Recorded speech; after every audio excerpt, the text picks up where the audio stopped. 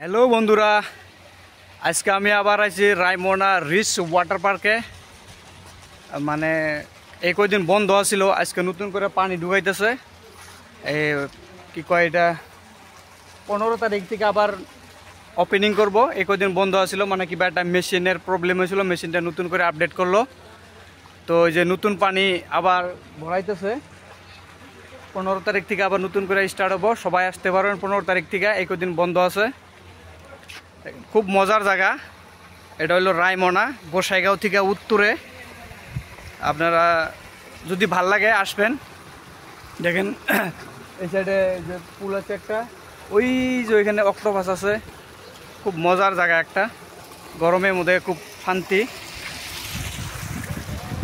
এই যে নতুন পানি ঢুকাইতেছে। এখানে আবার ক্যাফেও আছে, যে কফি টফি চা কিছু খাওয়ার মতো সব ব্যবস্থা আছে। খুব মজার।